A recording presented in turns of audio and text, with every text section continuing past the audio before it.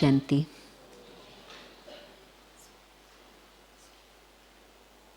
Translations okay? Okay. We are starting the Bhatti in terms of preparing to invoke Baba and be with Baba. Whether Baba comes down or whether we go up, same thing. Even when Baba came down into the physical dimension, at that time, if our consciousness wasn't up above, then people would be saying, "Oh, why can't I sit there? I should be there. Why is so-and-so sitting here?" And so those games went on. But if internally the soul was up above, then the seating didn't matter. And you could experience Baba's presence. And in every single meeting with Baba that I've been in, Baba's been up above and pulled us up, and Baba's given us the feeling of his presence in a very, very powerful way. So I'm sure that your tapasya now is going to help you prepare for that. And I don't think you got a translation of the song, did you? But you kept hearing this word, tapasya, tapasya.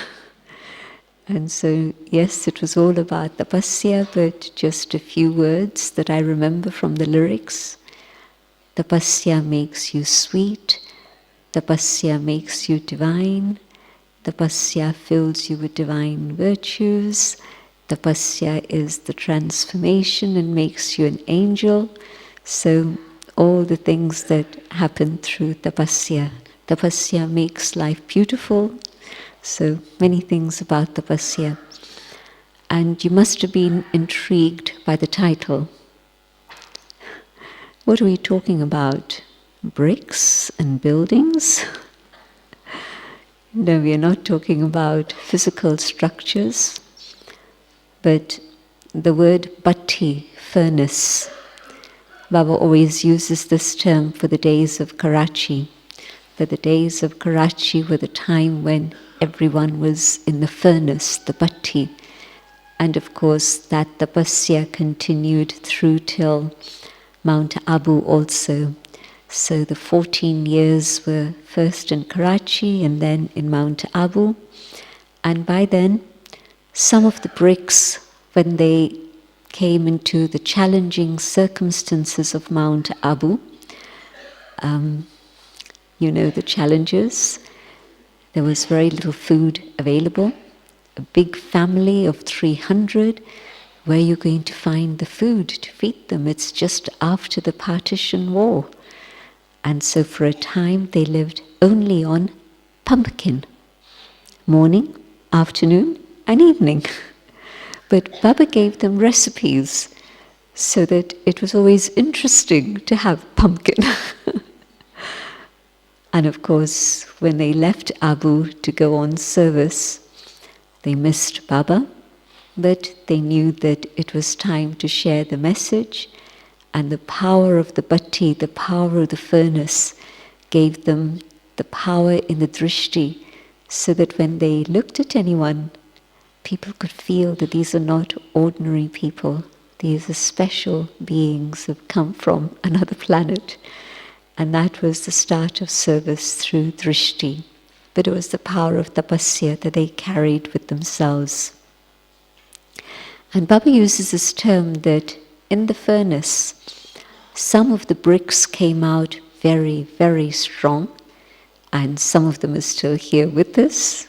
The dadis, Ishu Dadi, Ratan Moini Dadi, and of course the two dadis, Dadi Janki, Dadi Gulzar, but also Dadi Rukmani, Dadi Kamalmani, a few of them. And you can see that these souls are really the foundation of the yajna even today. So strong in their dharana, their commitment, their love for Baba, their yoga, their purity, you name it, and you see them, the embodiment of those qualities. And yet, out of that furnace, Some of the bricks came, and when they left the bhatti, they crumbled.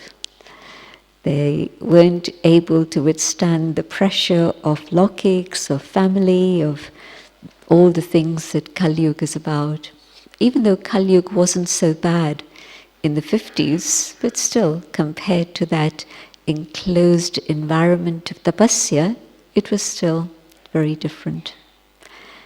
So, we're talking about the soul being the brick, the support for the foundation of the new world, the golden aged world, and the support for other souls, Brahmin family and out there. So the question to ask myself is, how strong am I? Can I withstand all the pressures that are there out there?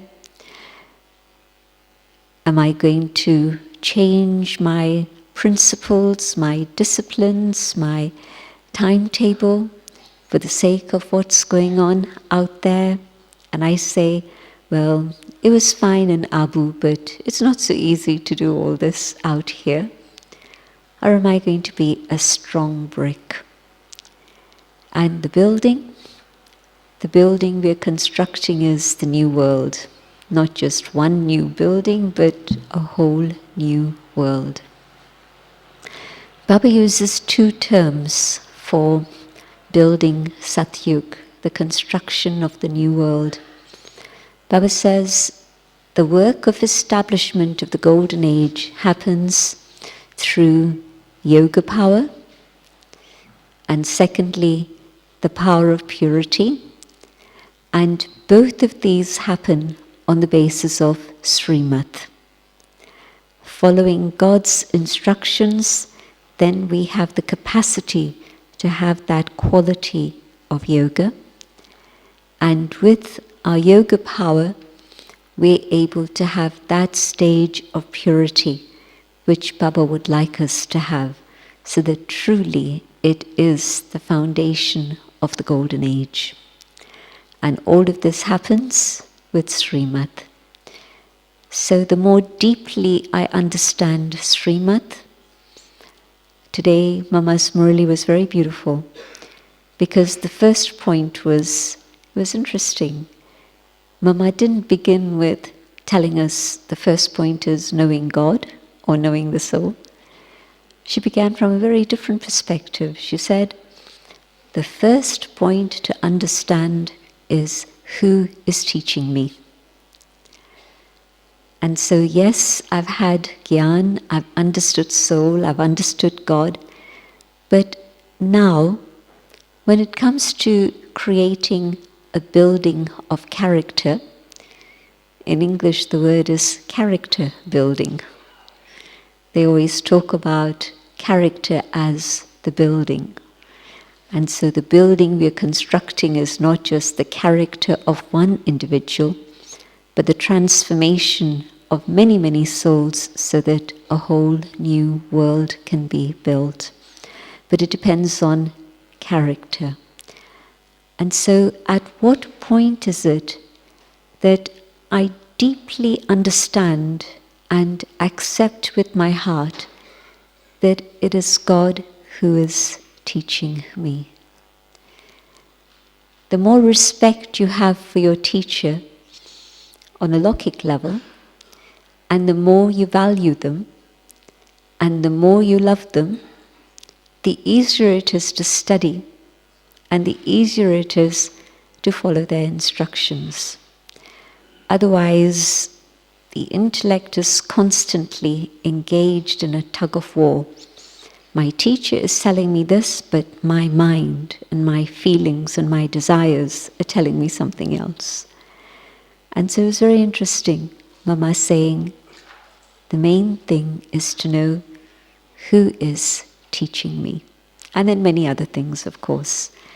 But I'm seeing how, in terms of being able to follow Srimad, this is the important factor.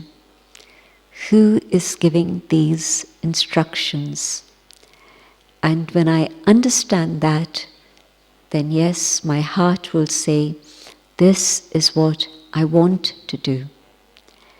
And Srimad can't be followed by simply following instructions from outside. Srimad can only be followed when it's from my heart and I accept that this is what I need to do to make my life elevated. The word Srimad is beautiful. Sresht, Sri, Mat, instructions. The most elevated instructions. And so the instructions of human beings are going to be very different to the instructions of God.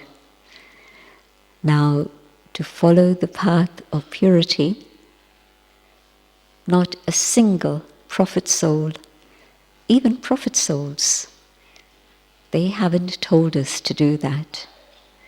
Buddha followed the path of purity, Shankaracharya followed the path of purity, Christ followed the path of purity, any number of these people followed the path of purity. But they didn't tell their followers, this is what you have to do. A handful of them decided they would follow in the footsteps of the founder, but that was a handful. It wasn't a message for the community. And here, Baba's message for all of us is, whether you live in a center, whether you live at home, you live in a bhavan, wherever it is you live, the path of purity is the way to reach your own elevated deity stage. And so, on the one side, becoming a brick that is strong myself, and on the other side, supporting others who are also bricks, so that together we can create a fortress in which whoever is inside that fortress is able to remain safe. And they say that the wall is only as strong as the weakest brick. Because if there's a weak point in the wall, that's where the storm will attack, and there'll be a hole, and from one hole there'll be many bricks falling down. And this is exactly what happens in the Brahmin family. If we can support each other and keep that fortress strong, then everybody is protected. And if we say, well, I don't care about so-and-so, and that one individual feels neglected, gets disengaged, disaffected, and then, for whatever reason, falls away, steps away, then the ripple effect on many others is quite visible. So our responsibility is first to the self, and secondly to each other. And yes, if I'm fulfilling responsibility to myself and to others, I'm following Srimad. So my responsibility to God and being able to fulfill that promise to God is happening automatically. So the quality of the brick depends on my recognition of God and my ability to follow Srimad. And that's going to determine my quality of yoga and my quality of purity. Yoga with one. I'll tell you the Hindi expression because it's very nice, it's not difficult. Yog and Sayog. Sayog, cooperation. And so yoga with one and cooperation with all. My yoga, Madhuban's offering us the opportunity to be free from all mundane tasks. You don't have to shop, you don't have to cook, you don't have to wash up, you don't have to clean. What do you have to do? Just be a student and a yogi. Study. Study and enjoy and have fun and play and dance and enjoy life with God. So there isn't another place in the world like Madhuban.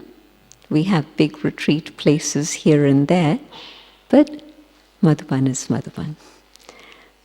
The power of yoga that's been accumulated not only in Pandav Bhavan, but here also through all the years and years of thousands of Brahmins doing tapasya, makes it a very different place to the world out there.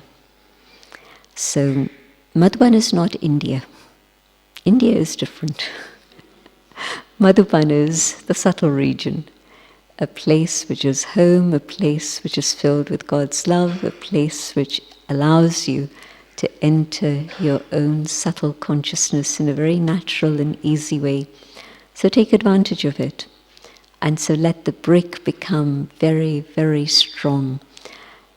We're not thinking about the world out there, but we know that however much power we allow ourselves to absorb in Madhuban is the power that's going to keep us safe out there. So like today Baba said, every Murli is an instruction for the day. So today's instruction, just as there is a light shining in your eyes and light in your eye can't be separated, so let there be God in your heart so deeply that nothing can separate you from God. And what I found is that if you start the day with gratitude, now here's some interesting homework to make you a very, very strong brick. Write 100 points, and it can take you 3 days, 4 days, it's fine, but keep adding to it. Write 100 points of gratitude. What it is you have to be thankful for. And it's everything in your life. It can be from childhood till now. Just think about it step by step by step. How much do I have to be grateful for? That's the first step of the homework. There's a second step. And in that first step is everything, lokik, alokik, physical, spiritual. I'm grateful that I get good food. I'm grateful that I get clean water. It can be as simple and as basic as that, but 100 points of gratitude. And then, morning time, again, first thing in the morning, preferably before Amrit Vela, and it'll make you more alert for Amrit Vela, because to get the machine going is good. 10 points for today, and again it can be general things, lokik, alokik, physical, spiritual, whatever. So 10 things that I'm grateful for my life. The homework at night, again 10 points, and you mustn't repeat the points you put in your 100 points with your 10 points every day. And put a date on every day so that you don't skip a day. And I'll tell you how to make it more simple also in a minute. But at night, wind the tape of all that's happened through that day. And very specific now, not general. What is it that happened today that I'm grateful for? So 3 separate things.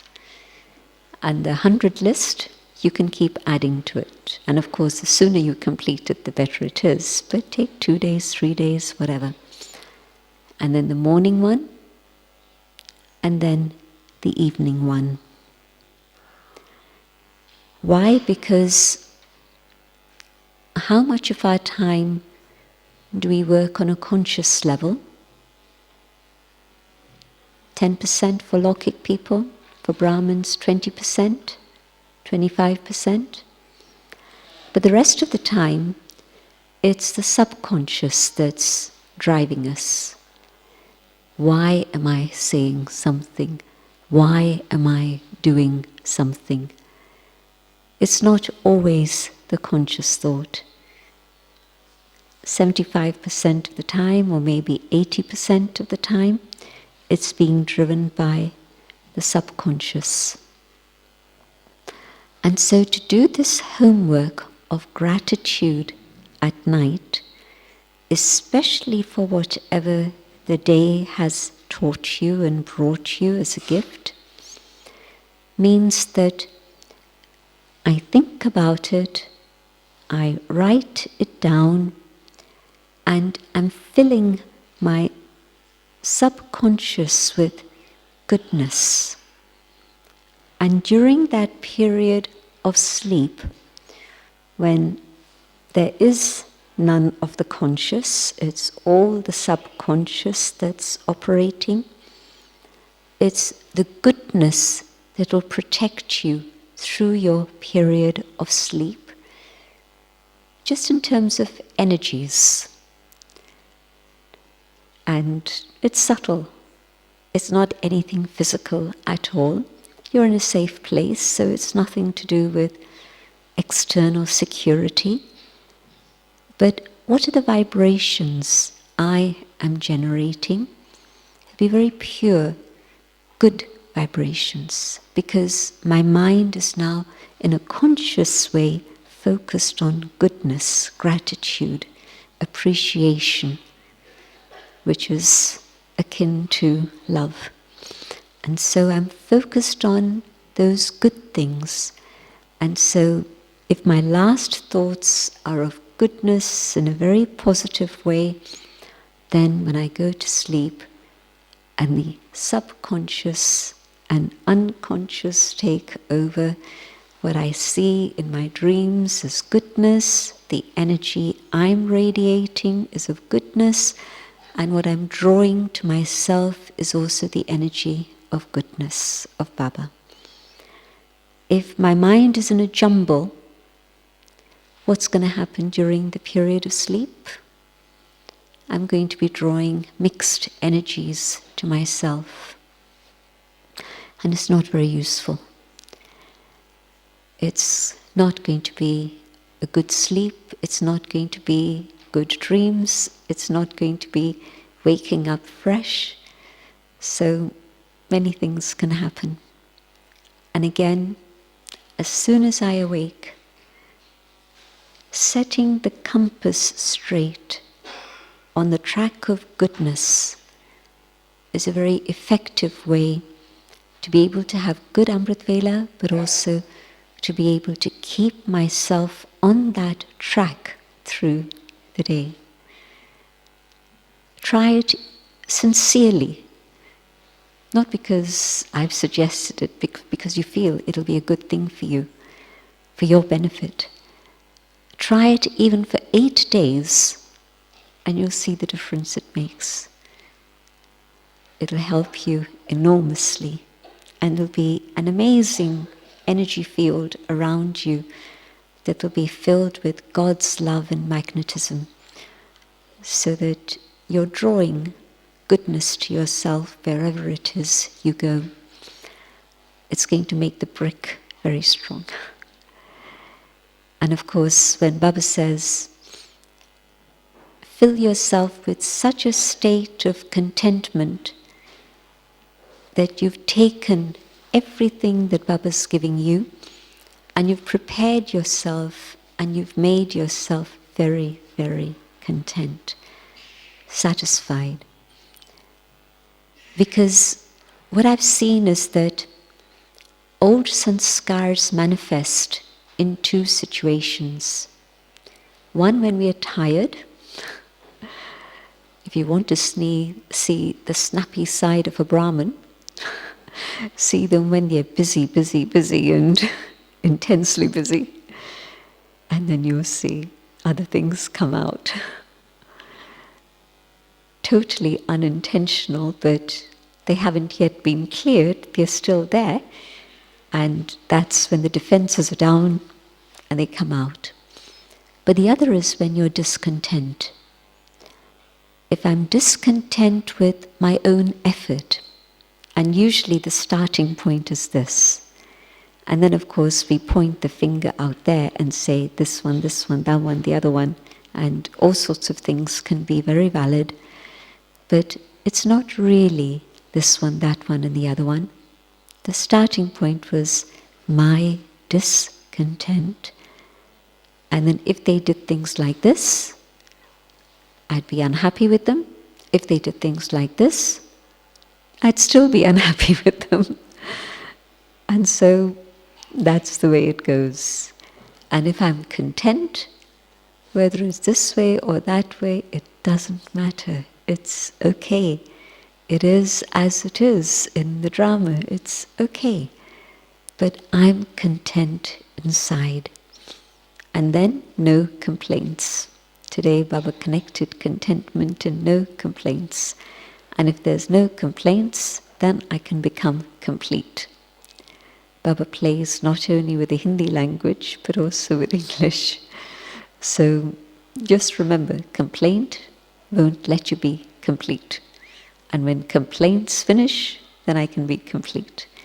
And if I'm honest, then I can see that my real complaint is about myself. I'm not content with myself because I'm not doing what it is I'm actually capable of. And it doesn't matter whether I'm number 10 or 110, but I should be able to come to the stage where I say, I know I've done my best. I've really done all that I can in the best way that I know how. And then I'm content. But I know there's laziness, there's carelessness, there's excuses, there's external vision instead of internal vision. And so all these other things then come up. Discontent, and I'm discontent with everyone around me. And also Baba had very clearly said that if I say, well, I'm fine, but other people are saying, well, not so fine, things are not quite right, then it's my job to look and see what is it that I need to sort out and put right, so that then the certificate that I get from others is of contentment.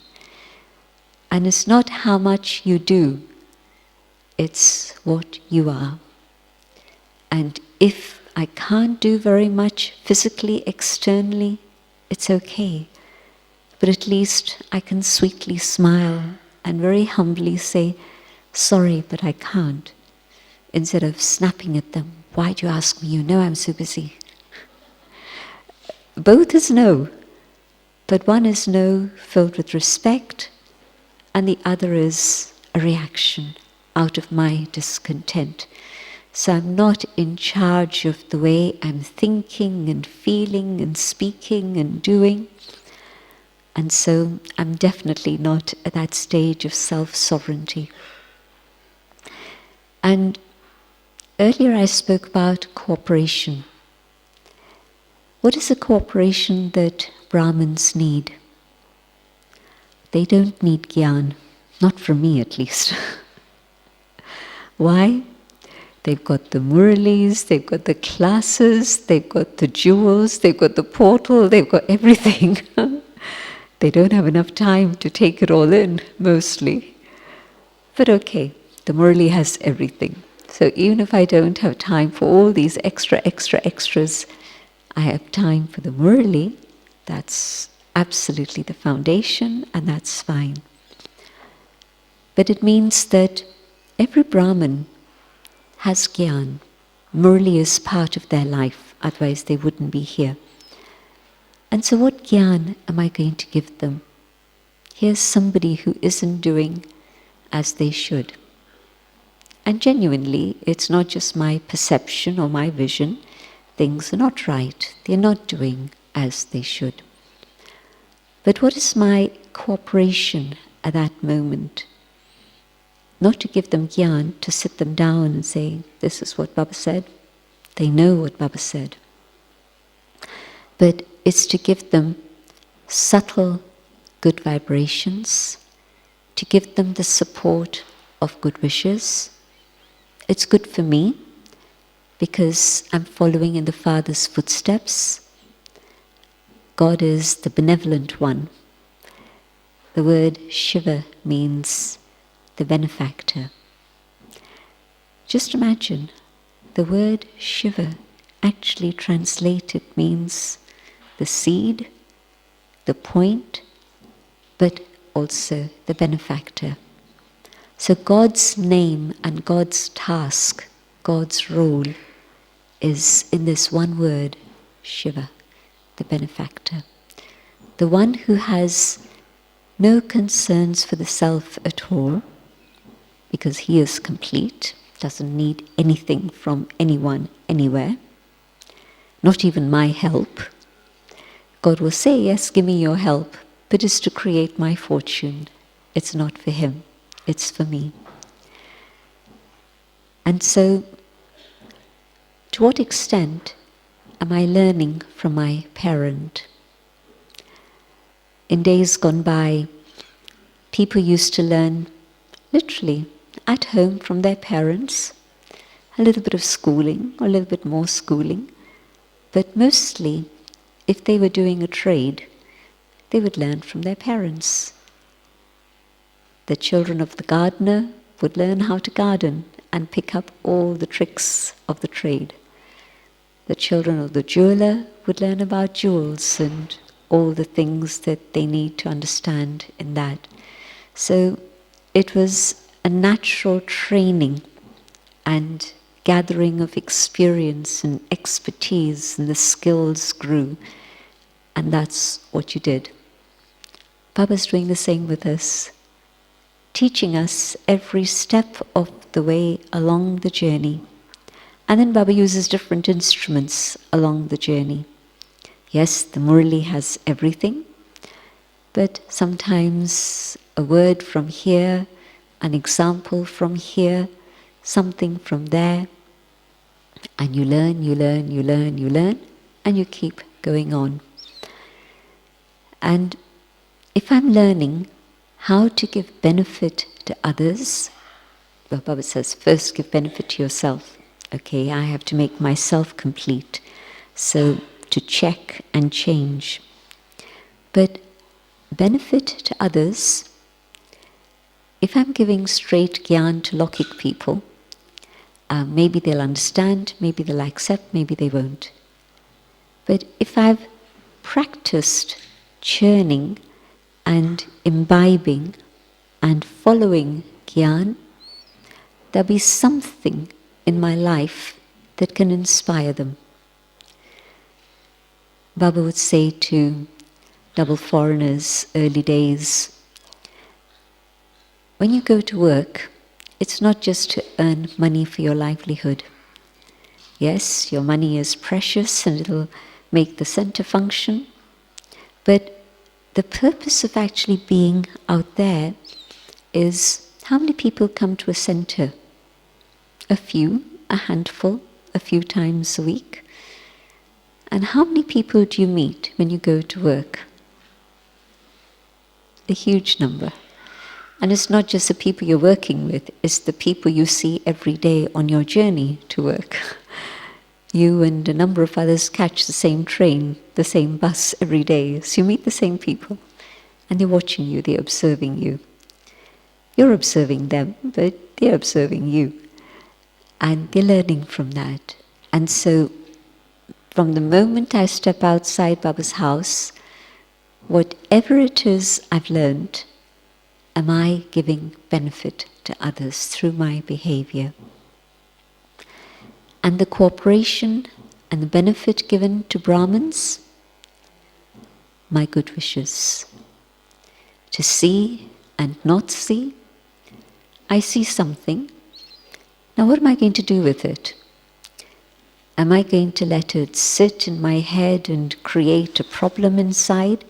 Shouldn't be like this. Should not. That critical noise that goes on inside is destroying my strength and my happiness. First thing.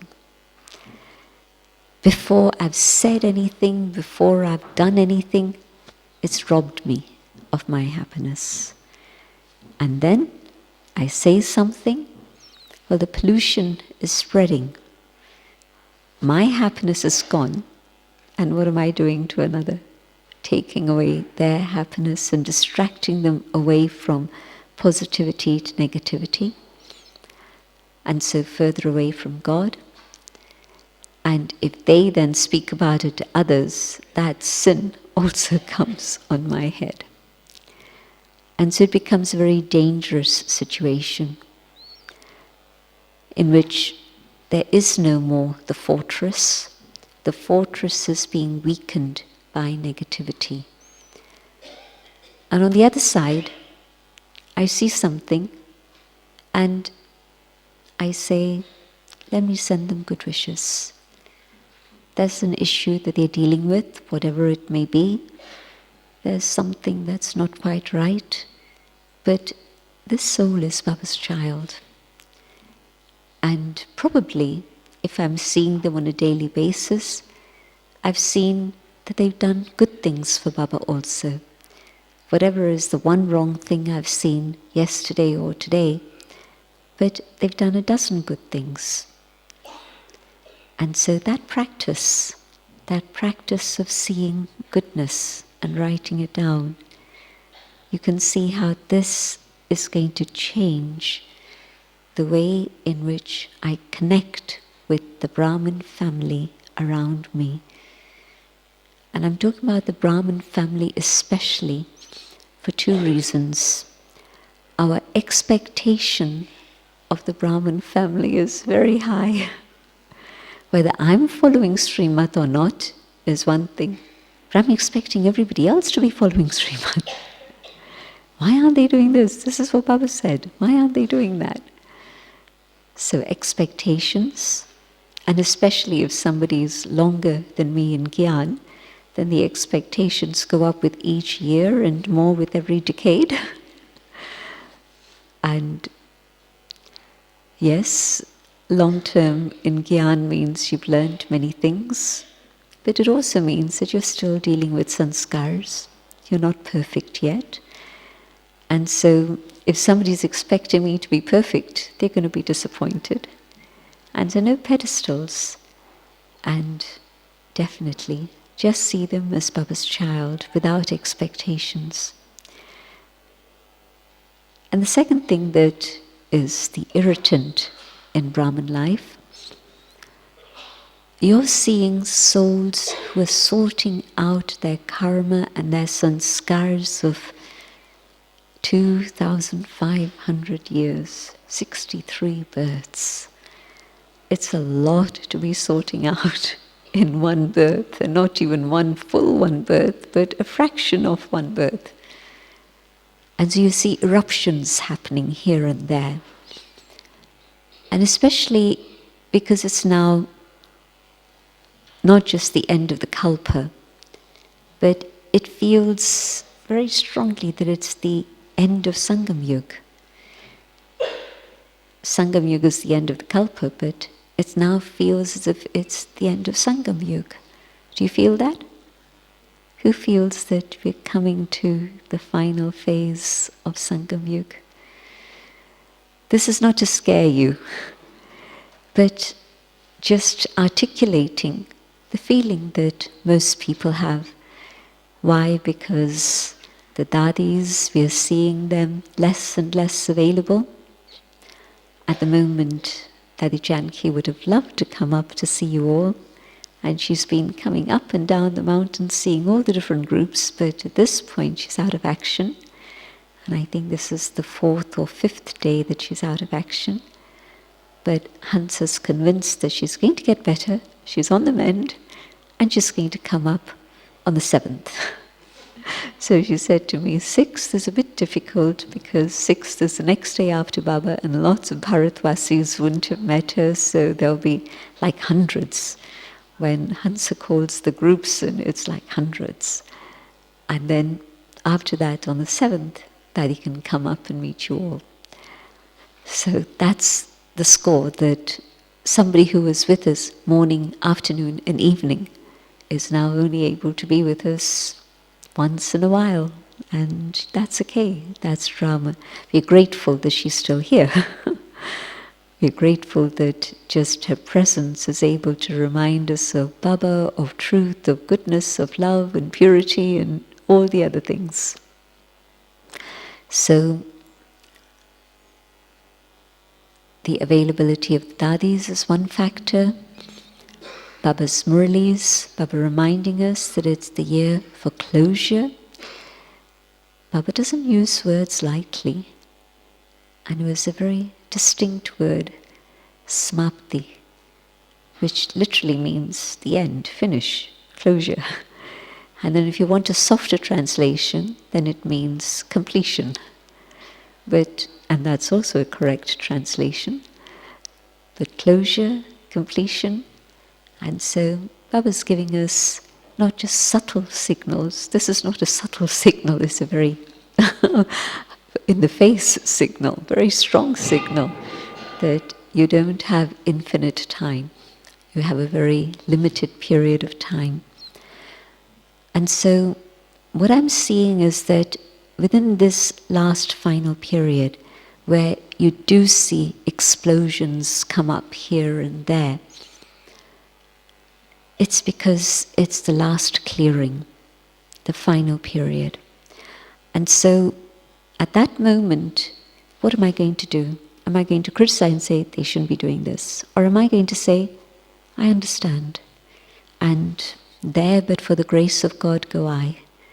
I don't know what other stuff I'm carrying that I haven't settled that's going to erupt at any time. I don't know. So let me just give good wishes, and the support of my good wishes are going to help that individual to come to their own awareness and realization. A very interesting thing that Dadis told us about is how if I'm having waste thoughts about another, I'm creating karma with them. And so my karmic negative karma, my karmic connection with them is getting dense, it's getting thick. But also, Dadis told us, here's an individual who feels that they're being criticized, and of course the wave of criticism has spread from one to another, to another, to another, and so they're surrounded by that criticism. Their reaction is either going to be aggression, things are going to get worse, or they're going to withdraw, and the wall will lose that brick. Very dangerous. But if they feel love and support, that's going to at some point make them stop and think, what is it that I need to do for myself? And so the vibrations of good wishes, of that pure love and support, will help them come to a state of realization, and through that realization, help them move forward. And so the cooperation that I can give to the Brahmin family, especially where I see that things are not going so well, is my good wishes in Baba's loving yad. Not out of attachment or out of pity, but no, because I'm a child of the benefactor, and so that's what I need to do, give support in all directions. And so in this way what we can do is to make sure that we're doing what we need to do through Srimad, but also we're doing what we can for others around us, so that the fortress is being created which has the power of love and respect of each one. And so each one supporting the other with that is going to make the wall very, very strong. And so the building is going to be a strong, sturdy building. I've spoken mostly about the state of criticism or good wishes, because this is very much part of the subject of purity. There was a very beautiful Murli a few weeks ago an Avyakt revision course, Murli, and in that Baba took up the subject of purity in a very intense way. But essentially, that stage where the soul is very clean. Baba used a few words that were very interesting, linked together. I'll tell you the Hindi words. Shuddh, clean. And then, Baba used the word saf. Saf is clean. And shuddh is also clean. But there's a difference, very interesting difference. Clean and clean, so what's the difference? And then Baba used the word honest, sachai, and then Baba used the word pavitrata, purity. So 4 distinct words. So the first step, just to clean. So to clean my heart, I have to clean my sanskars, and that's through yoga power, yoga bhatti, so that the good sanskars emerge and the bad sanskars are settled until the next half kalpa. But after that safai, then shuddhi. And at that time, Dadi was well, so we asked her, and she said, if a room is clean, it's good, you're happy to be in that room. If a room is dirty, you don't want to be there. But there's a clean room. But then when you say that this room is very pure, shuddh, what that means is that there's something special in the atmosphere. The atmosphere is very clean. It's not just clean on a physical level, but it's got that sparkle of cleanliness, which has been created by the atmosphere that's been generated there. And so in terms of the soul, yes, I've cleaned out the bad feelings I had, the bad memories of pain, and the complaints I had about you, that's gone. But now, with yoga, there's a sparkle that's there. And then, yes, when I'm clean and I have that sparkle of yoga, that vibration, then I can be really honest with myself, and thereby also then honest with others. And then I'm moving in the direction of total purity, in which not just mind and heart and intellect are clean, but my sanskars are being cleansed also, so that that divinity of the angel, the divinity of the deity stage is really visible. And that's the stage of purity that Baba wants us to have.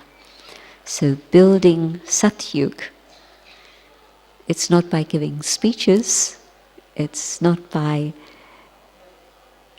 external things, it's through yoga power and the power of purity, so that we lay the foundation of the golden age, the age of truth, through our truth and purity.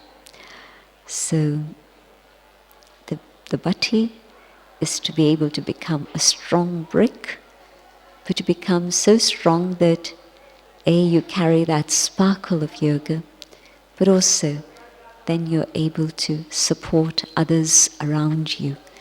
And together we come to that stage of completion where the world can see that yes, the power of purity is visible, and the power of purity is the message for the new world. The message is not a message in words, the message is through our life. And so becoming a good brick and being part of the creation of that character building for Satyug is the purpose of this bhatti now. Enjoy yourself and let Baba give you lots of love and joy in the subtle region. Om Shanti.